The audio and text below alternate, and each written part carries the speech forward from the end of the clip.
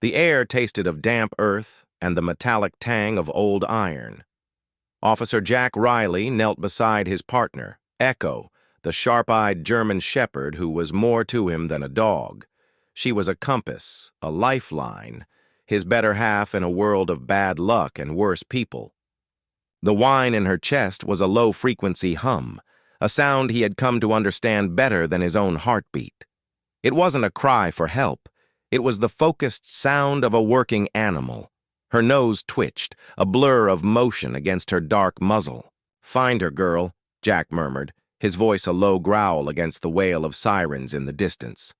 The wind carried the sound away, leaving only the immediate, desperate silence of the mountainside. The call had come in 30 minutes ago.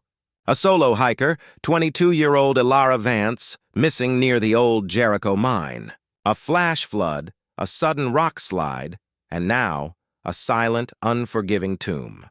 The fire department's search and rescue team, led by a man with a face like chiseled granite named Chief Miller, had already set up a command post. Miller, a veteran who ran on coffee and skepticism, clapped a heavy hand on Jack's shoulder.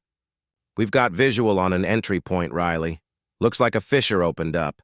Could be a straight drop or it could be a crawl space. We're going to need your girl to tell us which way to go."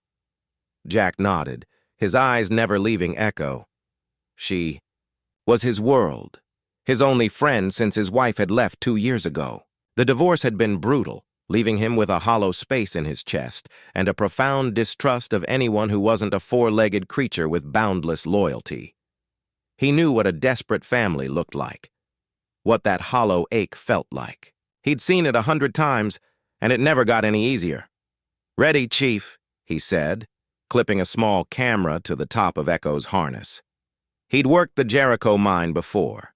Its history was as bleak as its landscape, a graveyard of busted dreams and forgotten promises. It had been closed for 30 years, a ghost town of rusted machinery and crumbling tunnels.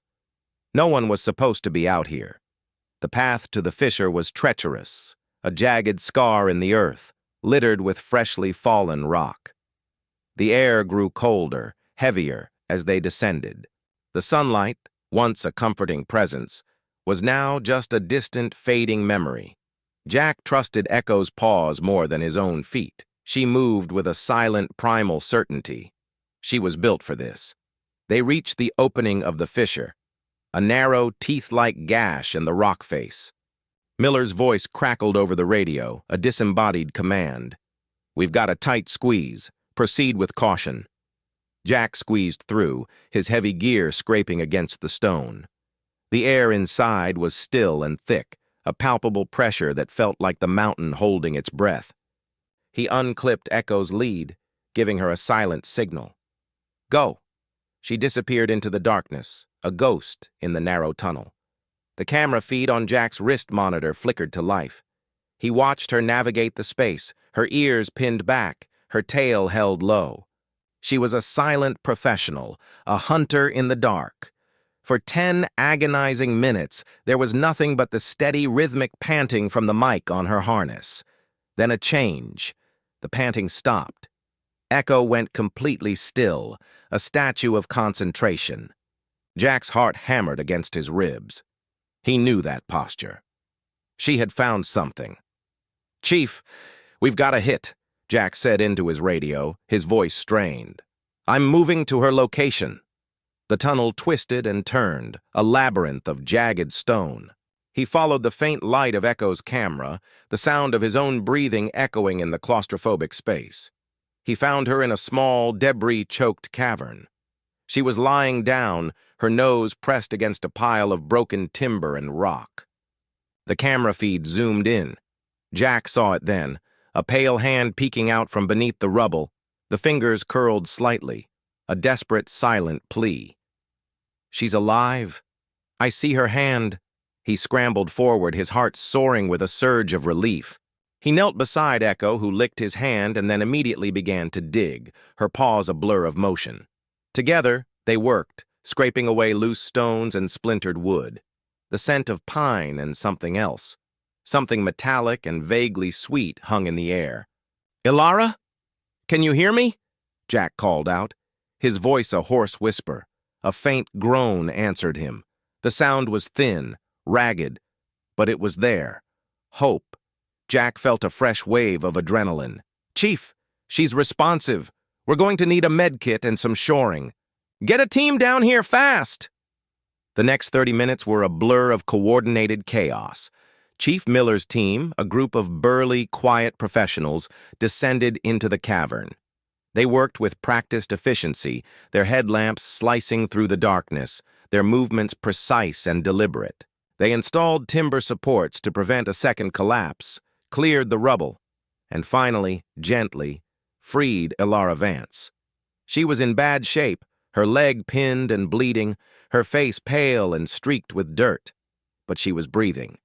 As the paramedics worked to stabilize her, Jack took a step back, the tension slowly draining from his body. He looked at Elara, a girl no older than his own daughter would have been. She was clutching a small, leather-bound book to her chest, her knuckles white. "Good job, Riley," Chief Miller said, his gruff voice carrying a rare note of admiration. "You and your partner did good." Jack's eyes met Echo's. She was looking at him, a flicker of something he couldn't quite place in her brown eyes. She then turned her head and began to sniff at the ground again, her nose darting back and forth. This wasn't a search pattern for a person. It was different. She was digging again, not with the frenetic energy of rescue, but with a strange, methodical focus. She was pulling at a loose piece of rock, a section of the wall where the earth was darker, newer. "What is it, girl?" Jack murmured, kneeling beside her. Echo didn't answer. She just continued to scratch and pull, her nails making a scraping sound against the stone. It was a habit she had. When she was on a case and found something, she became single-minded. She wouldn't stop. Chief Miller saw what Jack was doing. "What are you doing, Riley? We've got the girl. Get your dog, and let's get out of here before this mountain decides to come down on us." "She's not done," Jack said without looking up. He reached into his gear and pulled out a small rock hammer, a tool he rarely used. He tapped at the loose stone Echo was pawing at. The rock crumbled away easily, revealing a small, hollowed-out space behind it, no bigger than a shoebox. He shone his light inside. The space was filled with something wrapped in a thick plastic bag, sealed with duct tape. Jack felt a sudden, cold sense of foreboding. This was not part of the rescue. He reached in, his fingers brushing against the cold, hard surface of the object. He pulled it out. It was a small, military-style metal box, the kind you would find in an old army surplus store. It was heavy, and when he shook it, he heard a muffled clinking sound. Echo looked up at him, her eyes wide, her tail giving a single, slow thud on the ground. She had found something. Miller came over, his face a mask of annoyance. "What is that, Riley? Is this the time for a treasure hunt?" Jack ignored him. He took his knife and carefully cut the duct tape. He pried open the lid. The contents were wrapped in more plastic. He pulled it out, and the plastic tore, revealing a stack of paper. It was a ledger, an old leather-bound book, yellowed with age, filled with neat, meticulous handwriting. He flipped through the pages, his eyes scanning the columns of numbers and dates, the names and cryptic codes. The blood drained from his face. This wasn't a treasure map or a forgotten diary. This was a ledger of illegal activities, payoffs, and a complex web of lies. And in the final, chilling entry, a name was written in bold, clean letters. Vance Marcus, the father of the girl they had just rescued, the man who had been screaming and crying for his daughter, the man who had just stood outside the cave, his face a mask of desperation, the man who, according to this ledger, had been paying people off for 30 years to keep the secrets of this mine buried. And now, the mountain had coughed up his secret. The terrifying rescue was a terrifying discovery, and Jack Riley knew, with a certainty that iced his veins, that he and Echo were no longer just on a search and rescue mission. They were now in the middle of a war they didn't even know was being fought. The weight of the ledger in Jack's hands was a physical thing. cold and heavy as a coffin lid. He stared at the neat, meticulous handwriting, the name Vance, Marcus at the bottom of a list of payments and dates that stretched back decades, 30 years. The same amount of time the Jericho mine had been officially closed. It was a ledger of sins, buried not just under rock and earth, but under 30 years of silence. Chief Miller's face, usually a mask of stoic professionalism, was now a map of raw disbelief and mounting anger. "Riley, what in the name of God is that?" Jack's gaze flickered from the ledger to the chief, then to the paramedic team, who were carefully hoisting Elara Vance onto a stretcher. The girl's eyes were closed, her face pale, the small, leather-bound book she had clutched to her chest, now safely tucked into a pocket of her gear by a thoughtful EMT. The connection was too coincidental to be an accident. This wasn't just a buried secret, it was a family one. "It's a ledger, Chief," Jack said, his voice low, his eyes never, leaving Miller's face. "Looks like a list of payoffs, and it goes back a long way." He held it out. Miller didn't take it. He just stared at the box, at the muddy pages exposed to the harsh glare of the headlamps, and at the name at the bottom. A slow, chilling dread began to seep into his eyes, replacing the anger. He ran a hand over his tired face. "Give it to me? Riley?" "No," Jack said, the word coming out as a surprised, defiant sound. He hadn't planned to say it, but the word was out before he could stop it. A strange, animalistic loyalty, echoing the one he saw in Echo, coursed through him. This wasn't about the job anymore. It was about the truth that had just been unearthed by his partner. Miller took a step closer, his voice dropping to a low, dangerous whisper that was far more intimidating than his earlier shout. "You think you've stumbled onto something? Riley? You think this is some big conspiracy? I've worked this county for 30 years. I know every stone on this mountain and every dirtbag who lives on it. I'm telling you, this is not what it looks like." "Then what is it, Chief?" Jack challenged, his grip on the ledger tightening. "Marcus Vance's name is right here, and he's out there right now thinking we've just rescued his daughter, a daughter who was carrying a book with the same kind of binding as this one." "A coincidence," Miller snapped, but there was a tremor of uncertainty in his voice. He reached for the box again, a silent, powerful command in his eyes. Suddenly, a loud, sharp bark cut through the air. Echo, who had been sitting patiently at Jack's side, stood up, her ears forward, a low growl rumbling in her chest. She was staring at the cavern entrance, her eyes fixed on something Jack couldn't see. The growl deepened, a menacing, visceral sound that made the hair on Jack's arms stand on end. "What is it, girl?" Jack whispered, his hand instinctively going to the hilt of the knife on his belt. "We've got to go now!" Miller's whisper was urgent, laced with an unmistakable primal fear. He didn't seem to care about the ledger anymore. He was looking at Echo, and then at the entrance, his face ashen. Jack followed their gaze, and that's when he saw it. A faint glimmer of light, a flicker, then another, from a narrow crevice far above their heads. Rocks began to shift, a low grinding sound echoing through the cavern. A second collapse was imminent. "Get the girl out of here!" Miller yelled at the paramedics. "Go! Go! Go!" The team, already in motion, scrambled towards the entrance, their movements hurried and desperate. Jack clutched the ledger to his chest, scooped up Echo's lead, and followed. The ground began to shake, a bone-rattling vibration that made the air itself seem to shudder. The first rocks began to fall from the ceiling, small at first, then larger, thudding to the ground with sickening finality.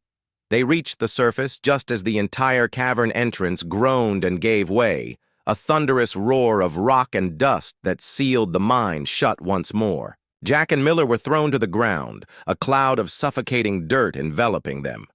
Jack held Echo to him, his arms tight, his body a shield against the raining debris. When the dust finally settled, they stood up, coughing and spitting out dirt. The fissure was gone, a fresh pile of rubble in its place. The mountain had just erased their evidence. Miller, his face streaked with grime and blood from a small cut on his forehead, stared at the collapsed entrance. He looked at Jack, a grim, new resolve hardening his features. He didn't mention the ledger. He didn't ask for it. The conversation had changed. The mountain had changed it for them. Back at the command post, the mood was a mix of relief and grim finality.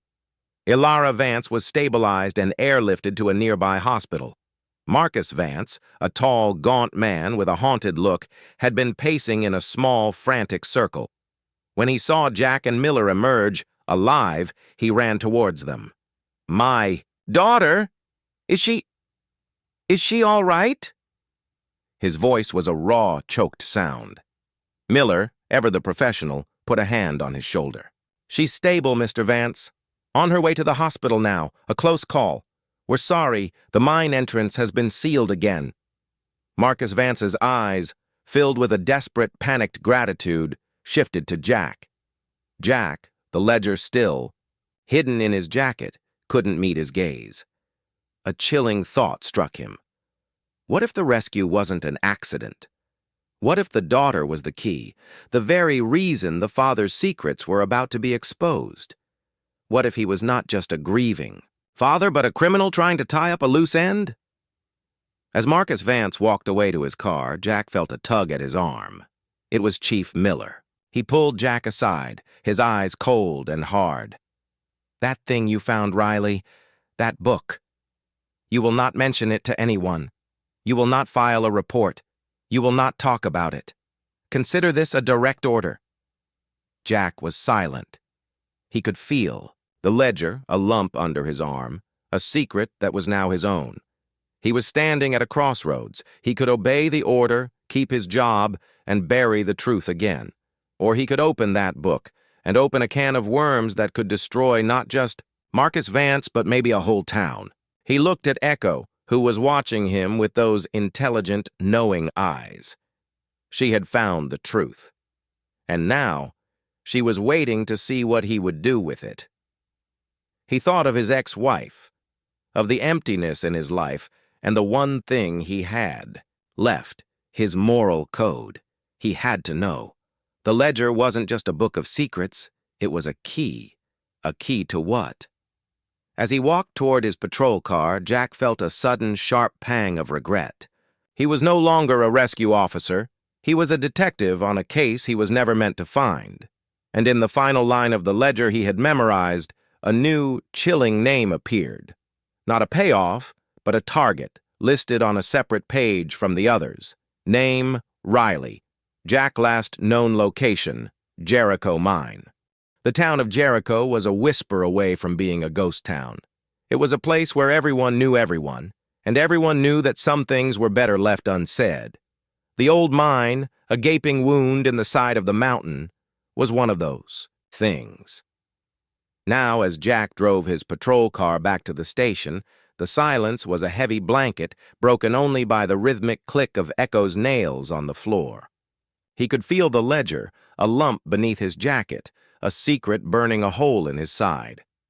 He pulled into the station parking lot, the fluorescent lights humming a sickly yellow in the late-night gloom. Chief Miller was already there, leaning against. His own cruiser, a cigarette, a small glowing ember in the dark. He wasn't looking at Jack. He was staring at the mountain, a black silhouette against a bruised purple sky. "I'm telling you, Riley," Miller said without turning, "you drop this. You drop it, and you forget you ever saw it." His voice was flat, devoid of emotion, a cold, hard stone. "I can't do that, Chief," Jack said, his voice as steady as he could make it. "My name is in this thing. I'm a target." Miller finally turned, and the look in his eyes was not anger, but a deep, bone-weary sadness. "You think you're the first person whose name ended up in that book? You think Marcus Vance is the only one who has secrets buried in that mountain? This whole town is built on those secrets, Jack.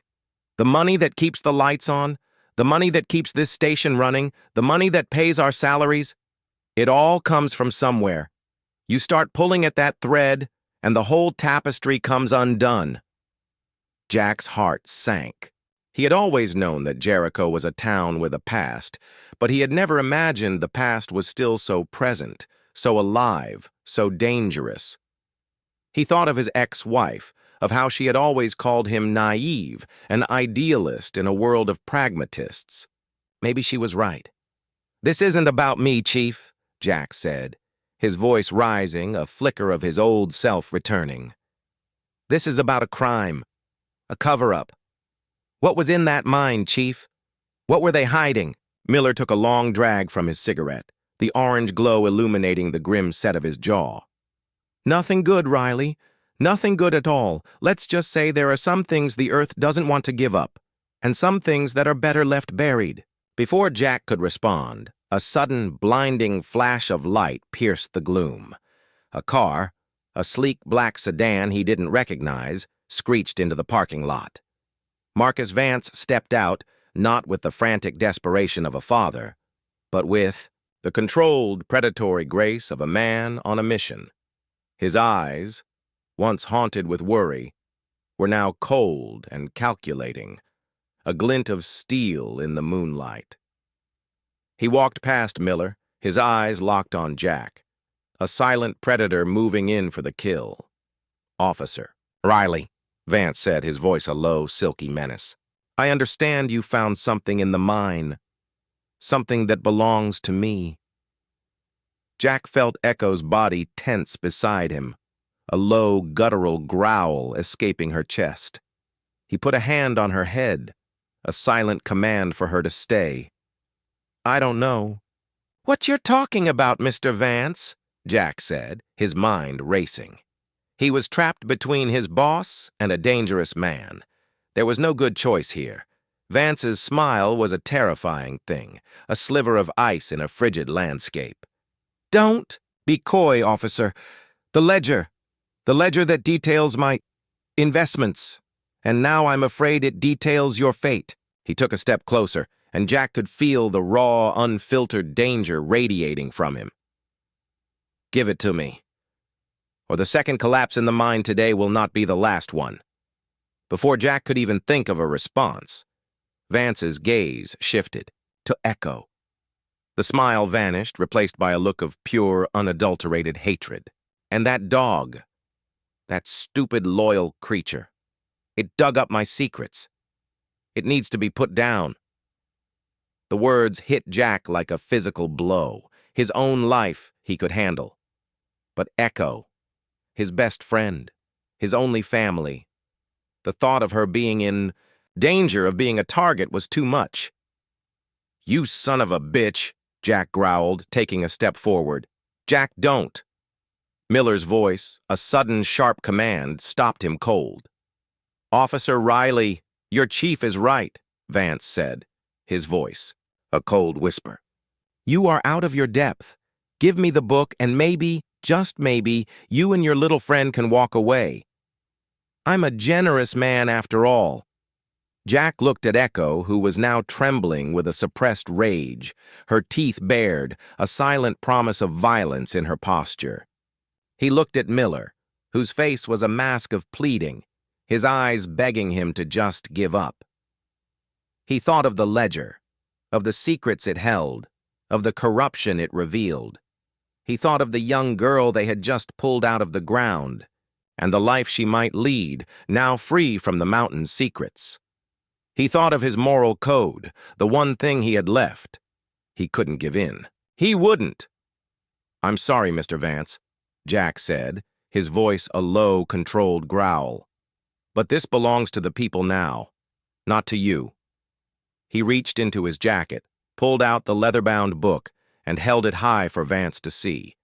Vance's face twisted into a snarl of pure rage. "Then you have made your choice, officer, and it is the last choice you will ever make." Just then, a small silver SUV pulled into the parking lot. A woman got out, her face a map of concern and worry. It was a paramedic from the rescue team, a young woman named Sarah, who had worked on Alara Vance. She was holding Alara's small, leather-bound book, the one the girl had been clutching to her chest. "Officer Riley," she said, her voice breathy, her eyes wide. "The girl, Ilara. She told me to give you this. She said it was for you. She said it was an insurance policy." Jack and Vance both stared at the book in her hands. It was an identical copy of the one Jack held. The same color, the same worn leather. But this one was newer, the pages cleaner. Vance's face, which had been a mask of rage, now contorted into a look of absolute soul-crushing defeat. He wasn't a predator anymore. He was a cornered animal. He looked at the two books, and a chilling realization dawned on Jack. Ilara wasn't a victim of an accident. She was a sacrifice, sent into the mine by her own father, with a copy of the ledger. She was the bait, and Jack, who had rescued her, was the O. The glow of the fluorescent lights in the station parking lot cast long, distorted shadows, turning the scene into a tableau of betrayal and rage. The air, heavy with the scent of damp earth and stale cigarette smoke, crackled with a new, dangerous energy. Marcus Vance, a man who had gone from a grieving father to a ruthless predator in a matter of minutes, was staring at the two identical ledgers, one in Jack's hand, the other in Sarah's. His face, once a mask of anger, now contorted into a snarl of pure animalistic fury. His eyes, the color of a winter sky, were locked on his daughter's book. His plan, a meticulously crafted lie, had just been ripped to shreds. You little bitch," Vance hissed, his voice a low, venomous whisper. The words weren't for Jack, but for his daughter, Ilara, who was at this moment being flown to safety, her escape plan now complete. Jack, his mind racing, took a step back, pulling Sarah and Echo behind him. The paramedic, her face pale, was clutching the book to her chest, her knuckles white. She was a bystander who had just been dragged into a war she didn't understand. Chief Miller, a silent witness to the unfolding drama, finally moved. He took the cigarette from his mouth, dropped it to the ground, and crushed it with the heel of his boot. His eyes, still filled with that deep sadness, held a new, chilling resolve. He looked at Vance, then at Jack, and for a terrifying moment, Jack thought he was going to side with the criminal. "Get in your car, Vance," Miller said, his voice low and authoritative. "And get out of here. Now." Vance's head snapped towards the chief, a look of shocked disbelief on his face. "Miller? What are you doing? This is my business." "Your business is over, Vance," Miller said, his gaze hard as granite. "You made your move, and you lost. Now go. I've got enough trouble on my hands without having to deal with a murder in my own parking lot." Vance stared at them for another agonizing second, his mind clearly working out the odds. Jack, with a dog trained to kill. Miller, a man who had just shown a terrifying, unpredictable loyalty. Sarah, a witness. He was outnumbered. He got back into his sleek black sedan, the tires squealing in protest as he sped out of the lot, disappearing. Into the darkness. The silence that followed was deafening.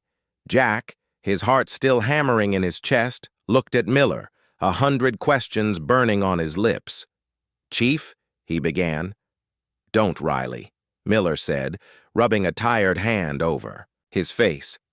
"Just don't. Get in your car. Go home. You and that book, and that girl. Just disappear for a few days. Don't answer your phone. Don't talk to anyone. I'll handle this." "Handle what, Chief?" Jack demanded, his frustration boiling over. "Handle a cover-up? Handle the fact that my name is in that book, as a target?" Miller finally met his gaze, and for the first time Jack saw a flash of raw, unfiltered fear in his eyes. "I'm trying to save your life, son. You and that dog. Now go." Jack didn't argue. He knew a command when he heard one. He led Sarah to his patrol car, opened the passenger door for her, and then got in himself. Echo, with a quiet grunt, jumped into the back, her eyes still fixed on the disappearing lights of Vance's car. As he drove away, Jack's mind was a whirlwind of half-formed thoughts and terrifying possibilities. The chief's actions, Vance's, rage, and Alara's betrayal. It was all too much to process. They drove in silence, the only sound the hum of the engine and the soft panting of Echo in the back. He glanced at Sarah, who was staring out the window, the book still clutched tightly in her hands. "Sarah," he said, his voice gentle. "Are you okay?" She flinched, as if waking from a trance. "Yeah, I don't know. This is all just... I thought I was just a paramedic. I thought I was just saving a girl's life." "You did," Jack said. "But you also just gave me the key to this entire thing." He looked at the books. "We have to compare them." They drove to his small, two-bedroom house, a simple ranch-style home on the outskirts of town. He didn't want to go to the station. He didn't trust anyone there anymore, not even the chief. The police station was no longer a sanctuary, it was a cage. Inside, the house was a bachelor's home, clean but sparse. Echo went straight to her bed, a large, well-worn dog bed in the corner, and laid down. But her ears remained perked, her gaze fixed on the front door. Sarah sat on the couch, the book still in her hands. Jack opened his book, the old, weathered one that had been buried for 30 years. Sarah opened hers, the newer, cleaner copy. They sat in silence, the only light coming from a single lamp, in the corner, and began to read.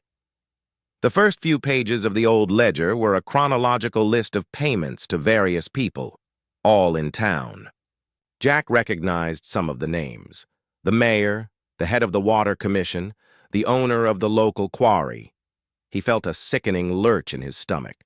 The corruption ran deeper than he could have ever imagined. But as he continued to read, he began to see a pattern. A series of payments to a man named Thomas Miller, Chief Miller's father, who had worked in the mine. And then a series of payments to a man named Marcus Vance, the man who had just threatened his life. It was a chain of command, a food chain of corruption. Sarah, her voice a soft, terrified whisper, broke the silence. "Jack, you have to see this." She turned a page in her ledger. "The old one. Did it have a list of names under the title? Assets?" Jack flipped through his book, his hands trembling. He found it. A list of 10 names, people who had been paid off, but Sarah's list was different.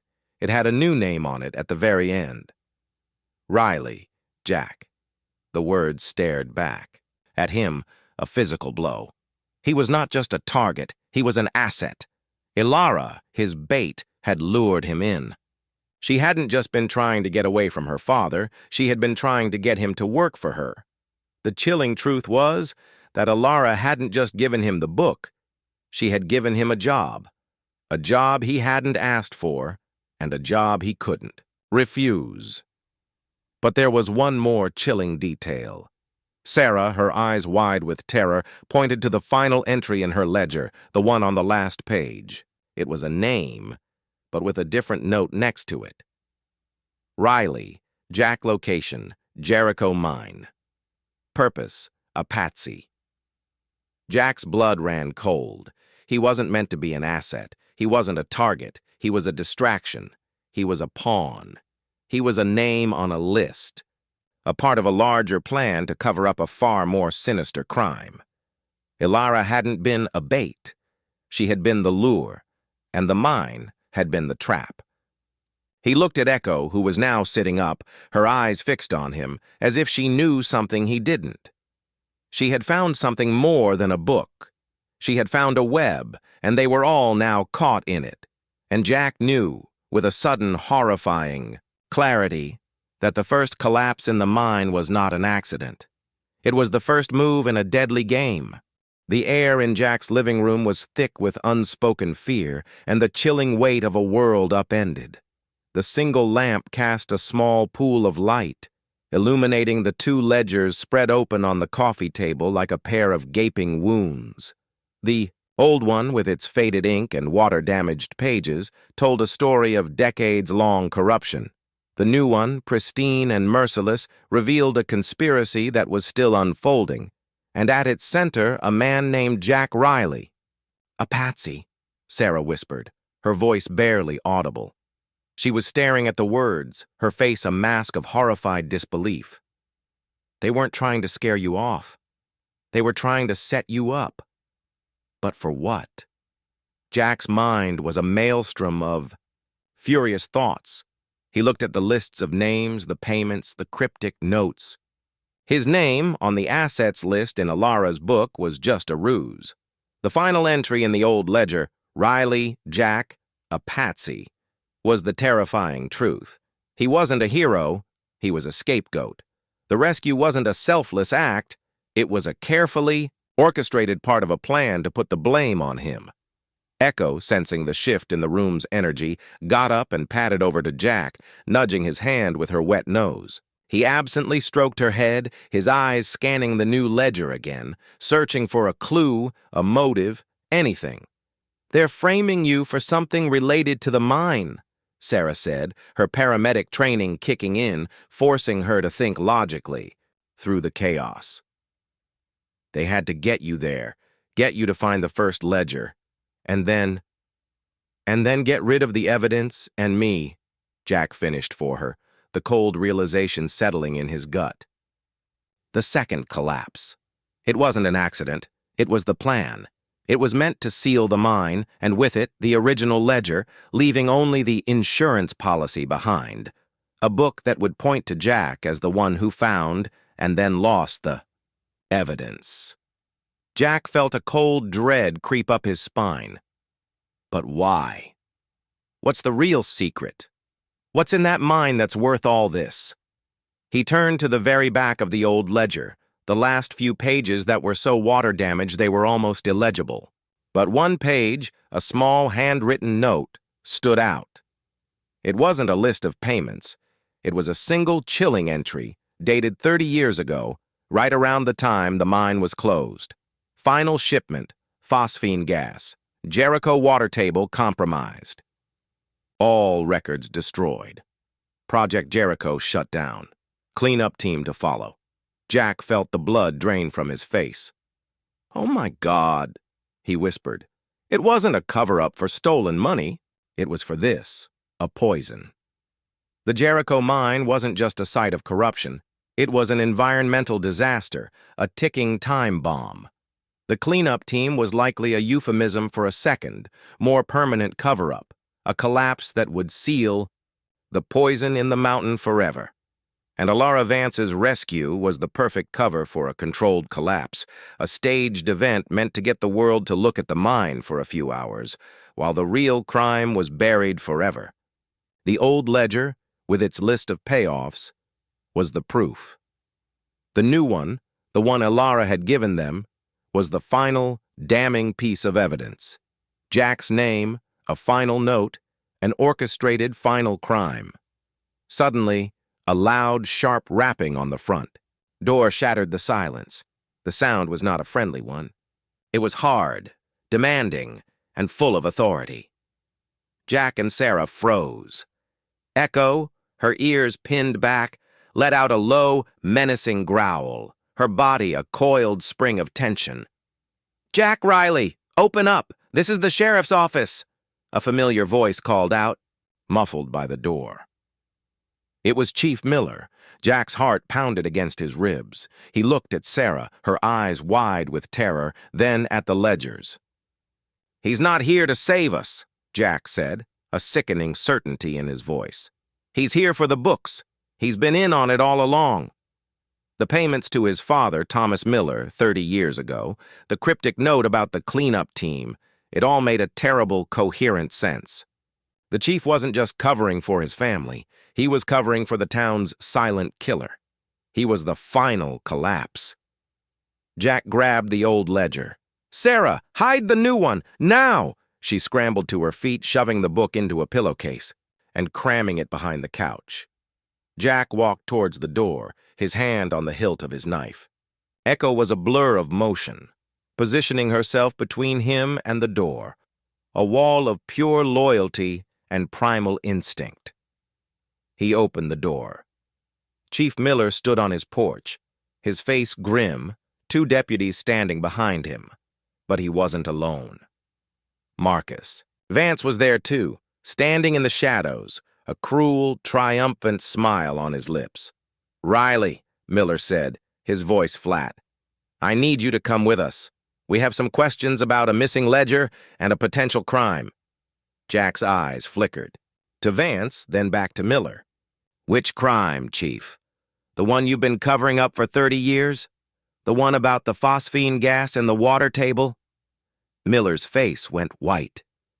He wasn't a criminal anymore.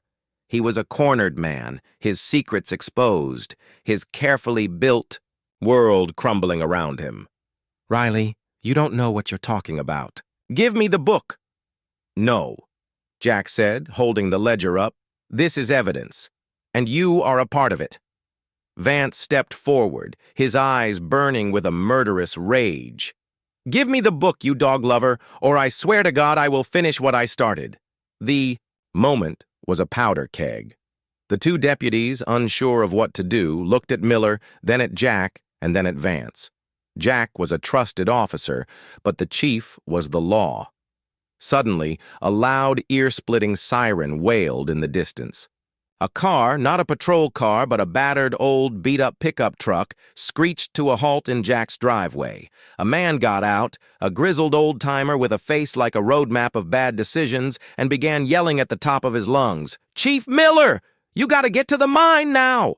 The water treatment plant just exploded. They're saying something about a gas leak." The words hit Miller like a physical blow. The phosphine gas, a silent, deadly killer, was now free. The cleanup team had failed. The final collapse of the Jericho mine was not a single event. It was a domino effect, a chain reaction of corruption and lies. And the last domino had just fallen.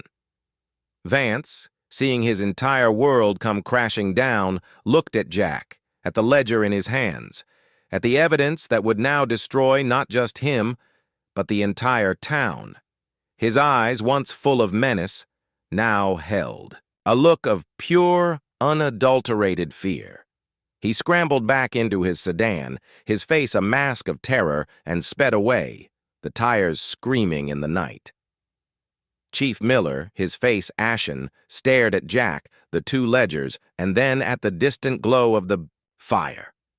The moment had passed. The game was over. The truth was out. The mountain, with its secrets, had finally taken its revenge. He looked at Jack, then at Echo, who was watching him with a quiet, knowing intelligence. He knew he was beaten. "The books," Miller said, his voice a broken whisper. "Give them to the state police, and tell them everything." The siren wailed in the night, a symphony of chaos and a promise of justice. Jack, with Echo by his side and Sarah at his back, watched the chief walk away, a man broken not by a bullet or a fist, but by the weight of a secret he could no longer carry. He looked at the ledger, at the names of the powerful and the corrupt, and then at the name of the man who had tried to silence him. But he wasn't a patsy anymore. He was the key. He was the one who had finally unearthed the buried truth, not with a shovel, but with a dog's love and an unwavering moral code. The final collapse was not in the mountain, but in the town itself, and it was a sound Jack and Echo knew they would never forget.